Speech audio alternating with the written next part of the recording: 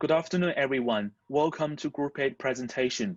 As our title shown, we are going to discuss how we can rebuild a regional aviation industry by identifying opportunities to refine government policy in relation to provision of passenger services. Here's a table of contents. We will break down our presentation into 5 parts to have detailed and insightful analysis. Shall we start our introduction by Vincent? Hi, Vincent. Hi, Ritwik. Thank you for the introduction. So today, the aviation industry has been significantly impacted by COVID-19 pandemic after all countries imposed by travel restrictions. Especially in Australia, each state has closed their border to retain the spreading of COVID. However, the state border closure illustrates great opportunities in developing regional aviation and tourism to serve the local leisure and aviation market, and people nowadays have awarded that regional traveling is another option to satisfy their traveling needs. As such, we should look into the next chapter to refine government policy in provision of passenger services to enhance their travel experiences and bring back the confidence of traveling after the pandemic. Now, looking at the current trend, due to the decreased number of aircraft and passenger movement, the main source of revenue of airport, which are aeronautical services and retail, will be affected as a result. According to the IB's World Industry Report, there was a negative 22% in airport revenue growth across the whole of Australia and a negative 11% in aircraft movement across Australia.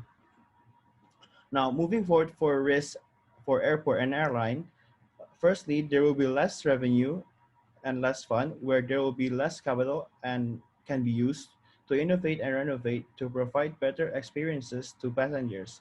Secondly, to increase revenues, cost cut might be implemented by airports and airlines, which may not satisfy expectation of passengers in relation to services and experiences.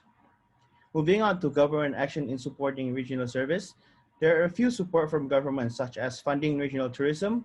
Government have set up $50 million to fund for regional tourism to support regional activity and services to attract both domestic and international travelers.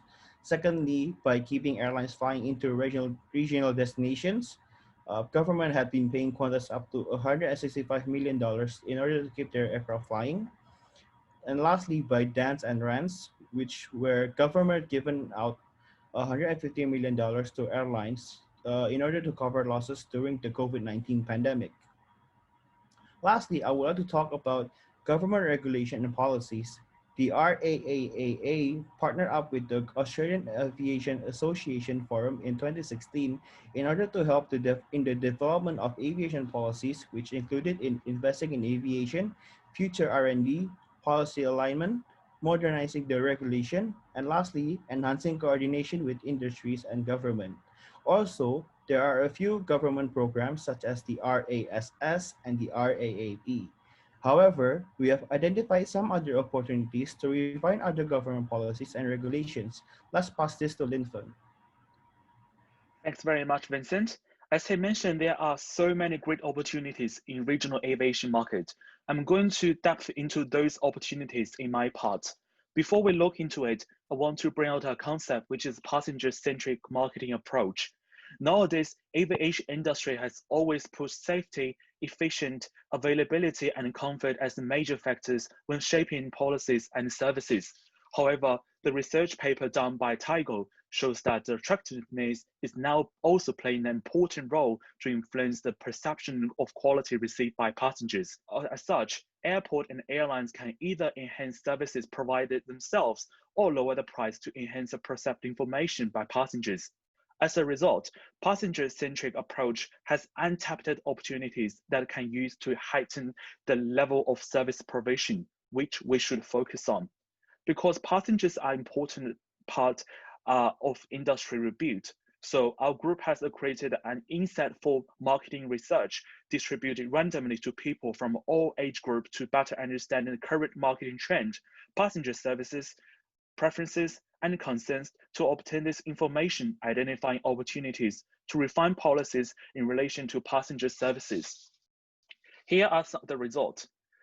About 96.7% of participants are willing to travel after COVID-19 pandemic, which shows great and positive trend in the aviation and tourism market. And then we have asked the people, will you choose to domestic, international, or regional as your destination? 26.7% of participants answered regional without any intentional direction. And we bring regional travel onto the top, asked, will you consider regional destination specifically as your choice? As a result, 63% of the participants answered yes, which shows the regional aviation and market has great potential to develop and focus on. From the people who answered no for regional traveling, we also have asked about the concern, which contains the following: onboard social distancing on small fleet, frequency of regional services. Regional airports do not have sufficient ability to implement safety and health measurement procedure and precaution post-COVID, cost, and hard to find accommodation at regional area. This seems like the concern for passengers, but this does look like the great opportunities that we can work on. As such, it's important to address this passengers' concern to enhance service and experiences to improve the attractiveness of regional aviation and tourism. Next, James will talk about how airport can refine the policy generally. Hi, James. Thank you, Linfeng. Now I'm going to talk about government policy on regional airports. The COVID-19 has aggravated the difficulties that regional airports might face, challenging the operational environment. Reduced passenger and aircraft movements, inefficiency in operation, and weak security capabilities can lead to increased risk in terms of finance and operations. Therefore, regional airports urgently need government support, mainly by improving the infrastructure, airport facilitation, and providing rebates to improve the air service of passengers in the regional area. There are plenty of government programs for regional airports, but only few policies on airport rebates. But the rebate policy is an important means in helping passengers improve their experience at regional airports. Regional airports are usually served by old aircraft, which have been in service more than 20 years. As airlines, by operating old fleets, could save operational costs on those regional airports. Where the airlines have been always charged a lot in terms of service fees by airports. This kind of aircraft will not only affect operational safety, but also gradually cannot meet the needs of passengers in flight experience. So in order to enable passengers to get brand new experience at regional airports, the government's refined policy should provide all aircraft landing at regional airports with reductions in their landing fees and fuel taxes, lasting for at least 2 years. Government can utilize the existing rebate policy and introduce a new incentive program by setting target and threshold in terms of passenger and aircraft movement. Government can allocate more funds to those airports who have reached the target and threshold, which will allow them to issue further financial discount for airlines by using government-supported funds to attract and keep the airlines. In such a way, airlines will also be able to operate better fleets. This will not only bring airports financial benefits in revenues, but also provide passengers more choices and flexibility in choosing their flight, as well as their in-flight experience. That is my part, and I'll pass this into Scott. Thanks, James. Now I will talk about the infrastructure's improvement in the airport. According to the Australian government's Regional Airports Program, the government will allocate more than $100 million to support the development of regional airports to improve aviation service. The funding is needed to be upgrade regional airports, as the infrastructures of regional airports is much less developed than international airports, where runways have limited function and aging facilities. Some of the regional airports are usually only capable to facilitate small or medium-sized fleets. So if the runway could be renovated to allow for larger aircraft, it will greatly enhance the flying experience for passengers. And also, airports in remote area has insufficient service available for passengers' needs, which is not worthwhile for visitors to stop over. The government's facilities for regional airports can be refined and cover more aspects, including increasing commercial investment in terminal and essential service around the airport to provide passengers with a better experience. In addition, construction of hotels, and other essential services should be encouraged assisted by the government, which will improve the attractiveness and boost the local economy by generating more jobs and having visitors stay longer. And more importantly, hotels and essential service can serve passengers a better way, where they can easily find an accommodation at an affordable cost and enjoy great service available in the regional area. For example, car rental. By taking advantage of this refined policy, more business can be attracted to the airport, which can provide a variety of service and options to passengers and stimulate local economic. Now I will pass into Jiahao. Thank you, Scott. In order to develop better customer experience at regional airports, Australian governments should introduce new policy that focus on developing fully automatic regional airports. Using high-tech equipment to replace human staff, such an airport could save the expenditure for the airport in long term that could save funds focused on the rebuild after COVID-19. This will also lead to the increase in passenger service experience, although the policy requires large amount of funds in the short term. For example, Newcastle Airport is currently using the new security screening system with the most advanced city technology. This equipment increases the efficiency of the security check by quickly identifying hazardous substance in 2 or more packages or human bodies at the same time. The total budget of this technology is about $6 million, and about $4.3 million were granted by the local government, which could be seen that it is largely supported by the local government. Another example is at Avalon Airport. Under the consideration of passenger safety due to the COVID-19, the airport became the first one in Australia that installed Pioneer touchless technology, which used to prevent passengers away from contacting with each other and avoiding the situation of several passengers using the same machine at different times. In addition, the technology makes passengers are able to do the boarding procedures on their own and with only 15 minutes at most. In conclusion, this global pandemic reveals several missing points on current Australian government's policies on regional airports. In order to promote regional airports, government should release or remodify policies mainly focused on the construction of airport infrastructures, because it is a big part for airports' daily routine and passengers' experience. The new policy focuses on the renovation of fully automatic regional airports, which is helpful for the efficiency and passengers' experience. Also, it will help the airport to recover from the COVID-19 as well. So this is all about how airports can refine the policies in relation to provision of passenger services in general. Now, I will pass it to Airline Group, and Megan will take us into the first part in perspective of airlines. Thank you. A number of difficulties faced by airlines has been intensified due to the advent of COVID-19. For example, the closure of state border is a hindrance for airlines' operation. Accurate government policy and financial support can solve some of the problem, since airfares and accessibility has been the 2 main challenges for regional aviation. The 2 challenges will be the main focus for the refined policy, as they can be an assistant in approving passenger services of regional aviation in the future. The objective of Australian Airlines financial relief package are to reduce domestic aviation operation costs and improve the ability of airlines to maintain services. There are 3 main measures in this package. Firstly, no fuel surcharge and Air Service Australia charge will be billed. Secondly, a deduction of domestic aviation security charge.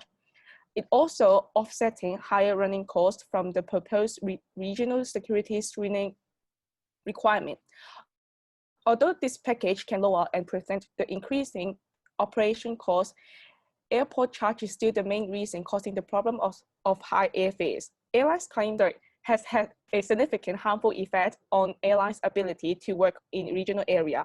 As regional airports are lacking skill in forecasting demand, airport charges are much higher and affect airfares directly. Apart from waiving the charges mentioned in the package, the government should also introduce a law that establishes a roof price on airport charge. This can lower the operation costs and hence increase the attractiveness of regional aviation by providing services with lower airfares. Thank you, Megan. Accessibility is important for regional communities to maintain economy and viabilities. During the COVID-19 pandemic, the passenger volume of some routes dramatically decreased, and it has a devastating impact on regional airlines. The Australian government therefore made some policy to maintain regional air services, which are domestic aviation network support and regional airline network support. This program offered shortfall subsidies for domestic airlines to maintain their flights along top 50 domestic routes. This program ensures the freight movements and the continuation of domestic tourism. The aim of RAN's program is to assist regional commercial airlines operating flights to regional and remote locations at a safety standard. It provides subsidies for regional airlines to maintain basic and essential air services to remote communities. However, residents in some remote areas are facing problems due to the lack of direct flights and low flight frequency. Low frequency of flights also brings problems for visitors where their travel plan is not flexible at all. The government could provide more assistance to airlines to increase flight frequency and create new routes for regional communities, instead just offer funds to air operators for maintaining minimum connectivity. The government could provide subsidy for airlines to increase frequency in some routes and also afford regional airlines opportunities to create new routes to connect a wider range. As such, more frequent flights can make greater flexibility for passengers to alternate their travel plan at their convenience, which will bring more attractiveness into regional destinations. Also, for those residents living in regional areas can access the capital cities easier by enjoying flexible and cheaper air services provided by airlines. Overall, this will definitely enhance passengers' journey and experience more flexible and enjoyable one.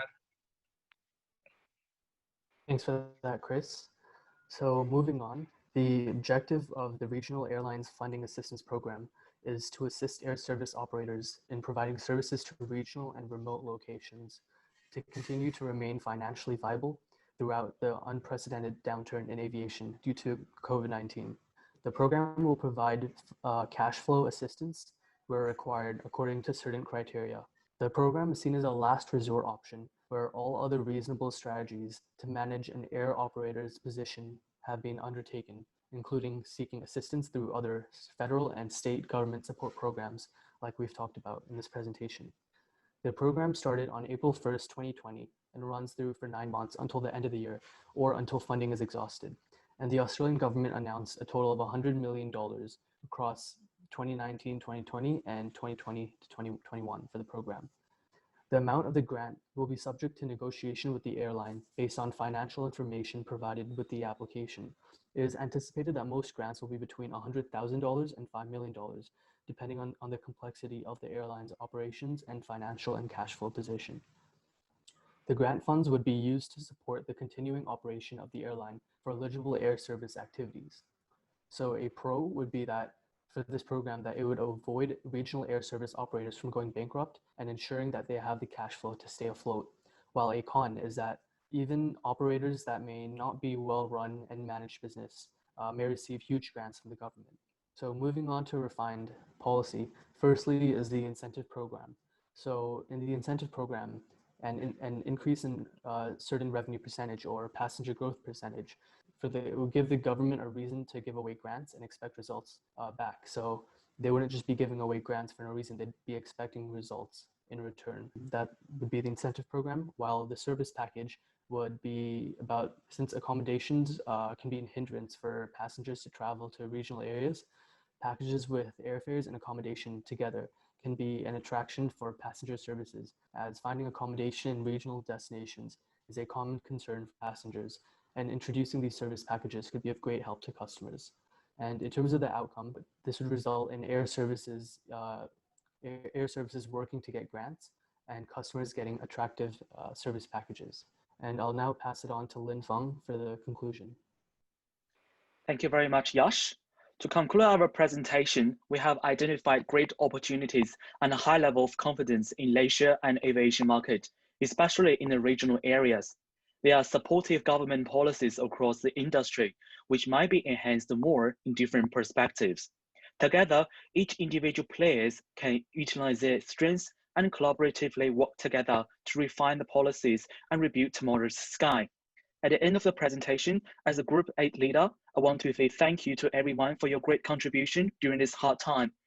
At different locations around the world, we made this happen remotely, and we are ready to fly into tomorrow. This is our Group 8 presentation. Thank you for your attention and listening.